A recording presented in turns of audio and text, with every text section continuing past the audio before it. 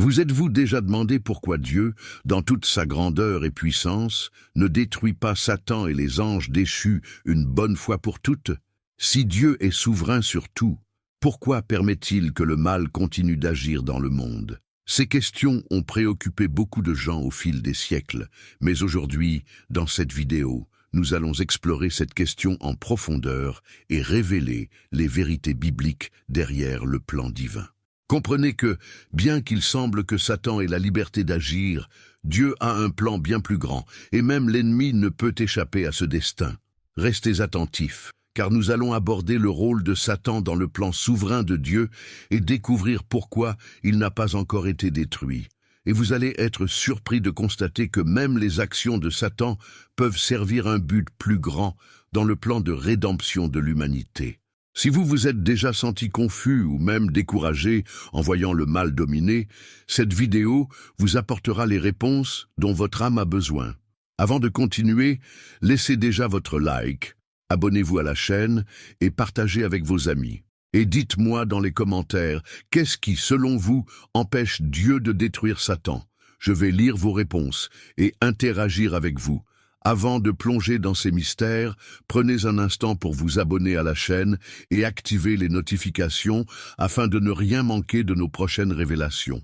Maintenant, préparez-vous à un voyage fascinant au cœur des secrets les mieux gardés de la vie monastique. Les couvents ont toujours été régis par des règles rigides, destinées à éloigner leurs occupants du monde extérieur et à les consacrer entièrement à la prière et au labeur. Mais pouvait-on réellement étouffer les désirs et les pulsions humaines sous une discipline implacable? En plongeant dans les archives historiques, on découvre une réalité bien plus nuancée. Au Moyen-Âge et durant les siècles suivants, de nombreuses femmes n'entraient pas dans la vie religieuse par vocation, mais par contrainte. Filles de nobles, jeunes femmes jugées trop rebelles ou simplement celles dont la famille ne parvenait pas à arranger un mariage, toutes se retrouvaient cloîtrées dans ces murs austères, souvent contre leur gré. Mais enfermer des âmes pleines de vie et leur interdire tout contact avec le monde extérieur ne produisait pas toujours l'effet escompté. Dans les couvents, la vérité finit par éclater derrière ces murs silencieux. De petites transgressions se multiplient, des lettres envoyées en cachette, des objets interdits dissimulés dans les cellules, et même des rencontres clandestines défiant le vœu de chasteté. Dans les couvents voisins des monastères masculins, des regards furtifs se croisaient, des désirs interdits se jouaient en secret.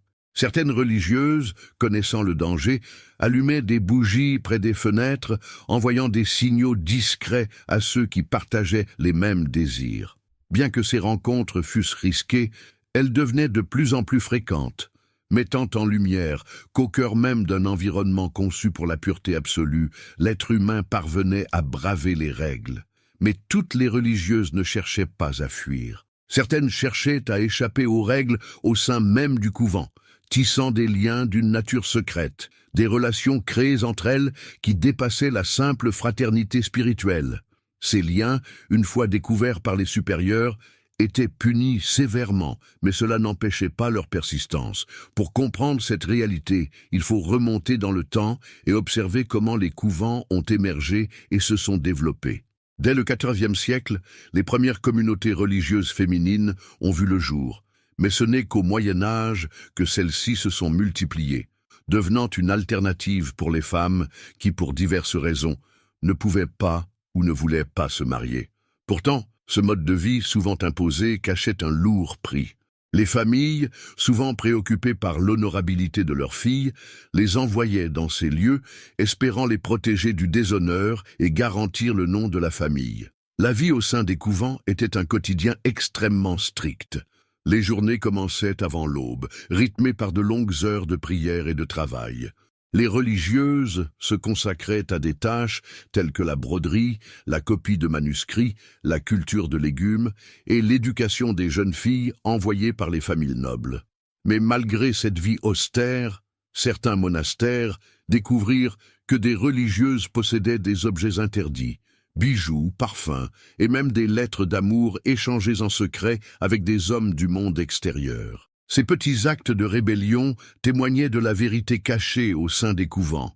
loin de l'image de tranquillité et de dévotion qu'ils cherchaient à maintenir. L'un des cas les plus choquants de l'histoire monastique concerne une abbesse qui parvint à manipuler toute une communauté de religieuses. Elle se proclama leader spirituel, dotée de pouvoirs divins, et instaura un régime où ses propres règles étaient absolues.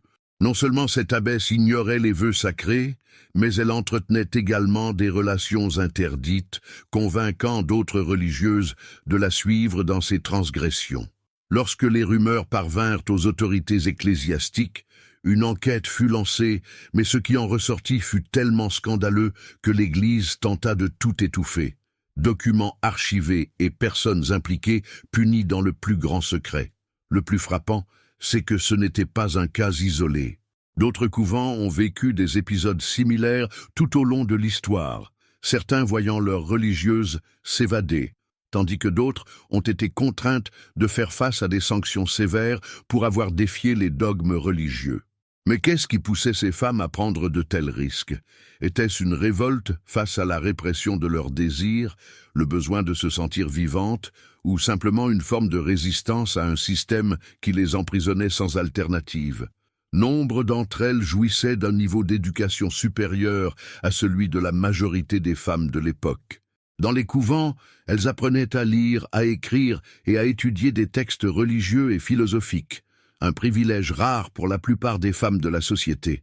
Mais au lieu de renforcer leur foi, ce savoir les amenait parfois à remettre en question l'autorité et les règles auxquelles elles étaient soumises. Il existe aussi des récits de fugues réussies. Certaines religieuses parvinrent à s'évader lors de festivités religieuses, profitant de l'agitation pour se mêler à la foule et disparaître. D'autres encore, plus audacieuses, élaborèrent des plans d'évasion sophistiqués, comptant sur l'aide de complices extérieurs. Cependant, toutes ne furent pas aussi chanceuses. Certaines furent capturées et sévèrement punies, servant d'exemple pour dissuader les autres religieuses de tenter la même aventure. Les cas les plus controversés furent soigneusement dissimulés dans les archives de l'Église, des documents détruits, des témoins réduits au silence et des récits effacés pour protéger l'image de l'institution. Mais certains fragments de ces histoires ont survécu au temps, permettant aujourd'hui d'entrevoir une réalité bien différente de celle que l'histoire officielle nous a laissée. La question demeure, combien de ces secrets sont encore enfouis? Jusqu'où la version de l'histoire que nous connaissons est-elle simplement une version soigneusement contrôlée des événements? Les récits de transgression au sein des couvents ne se limitaient pas à de simples actes de désobéissance. Dans certains cas, la structure monastique elle-même a été le théâtre d'événements encore plus controversés.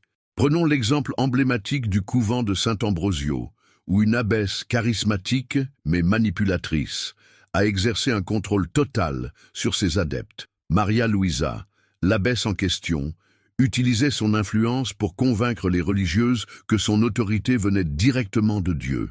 Son emprise était telle que certaines d'entre elles obéissaient aveuglément à ses moindres ordres.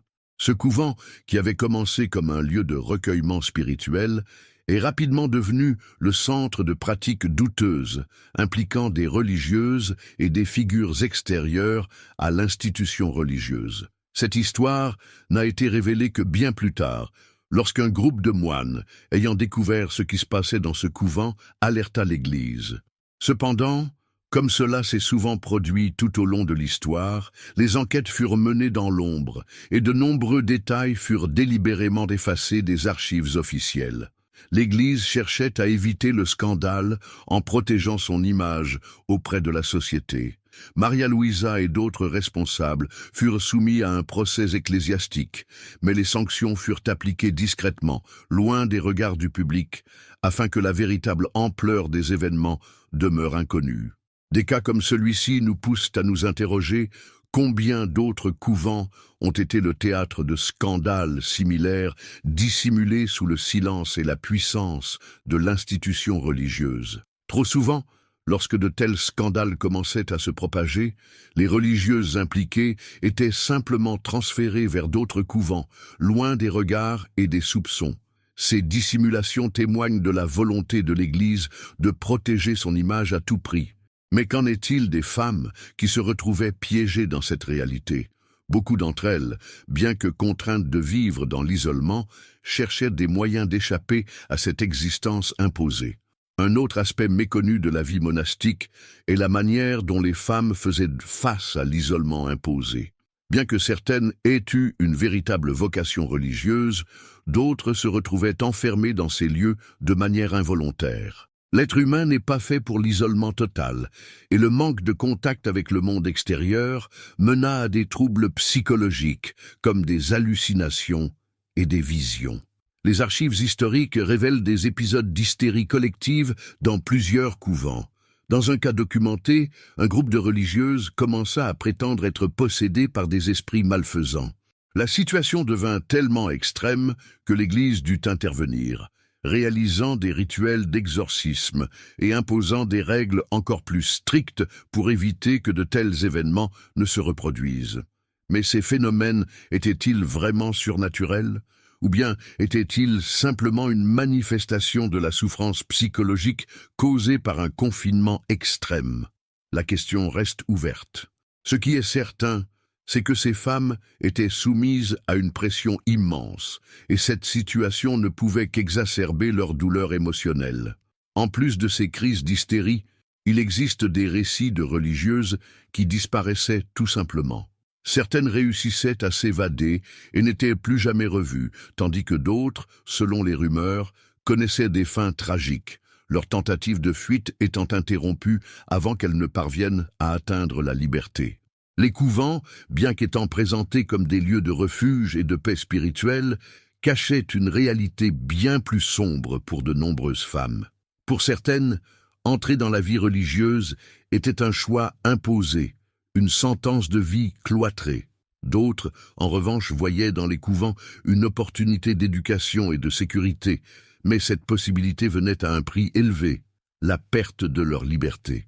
La chasteté, l'un des piliers fondamentaux de la vie monastique, n'a pas toujours été respectée à la lettre. Les récits de rencontres clandestines entre religieuses et moines, de signes secrets pour marquer des rendez-vous et même de fugues réussies montrent que toutes ne s'étaient pas résignées à accepter les règles sans les remettre en question.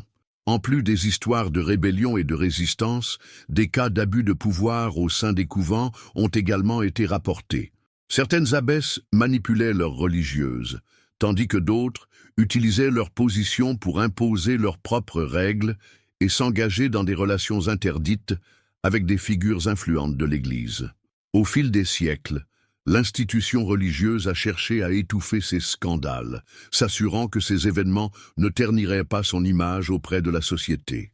Cependant, les archives historiques révèlent des fragments de ces histoires, nous permettant de voir les couvents sous un autre jour, loin de l'idéal de pureté et de recueillement qu'ils ont toujours voulu projeter.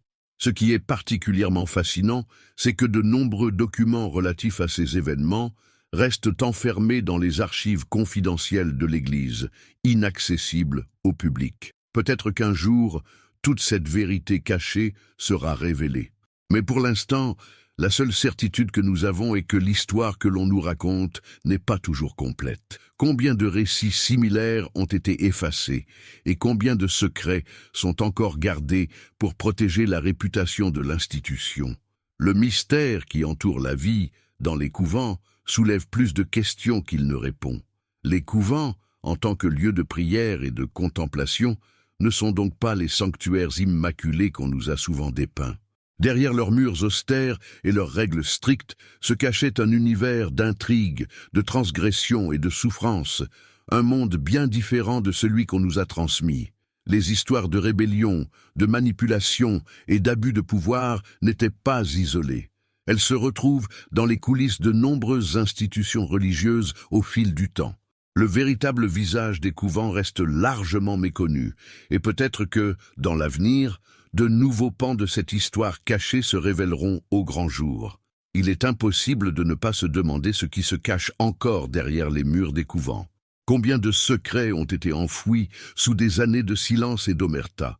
Si l'histoire officielle présente ces lieux comme des bastions de foi et de dévouement, Les récits de transgression, de fuites audacieuses et d'abus de pouvoir nous montrent un tout autre visage. Et si, au fond, l'histoire telle que nous la connaissons n'est qu'une version soigneusement filtrée des événements, les archives de l'Église, en protégeant son image, ont effacé des vérités qui, un jour, pourraient ressurgir. Et ces fragments d'histoire non racontés nous rappellent que même dans les endroits les plus contrôlés, l'humanité trouve toujours des moyens de se libérer, de briser les chaînes, même en secret.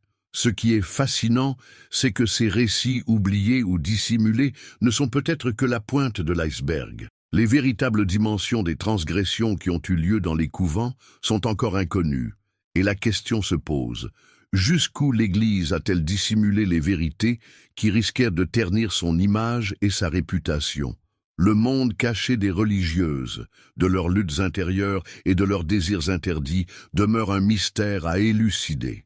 Peut-être qu'un jour, des archives oubliées seront ouvertes, et nous découvrirons alors les véritables événements qui se sont déroulés dans l'ombre des murs monastiques. Alors, qu'en pensez-vous? Pourquoi Dieu permet-il que Satan continue d'agir, malgré sa puissance infinie? Partagez votre opinion dans les commentaires, car j'aimerais savoir ce que vous en pensez. Et surtout, si vous avez trouvé ce contenu édifiant, n'oubliez pas de vous abonner à la chaîne et d'activer les notifications. Cela vous permettra de ne rien manquer des prochains contenus qui transformeront votre vision de la foi et de la vie spirituelle. Avant de partir, ne manquez pas notre vidéo recommandée qui apparaît à l'écran. Elle approfondira encore plus un aspect fascinant de la Bible et de la rédemption. Restez connectés, merci d'avoir regardé. Je suis Mathis Lefebvre et à très bientôt pour de nouvelles révélations spirituelles.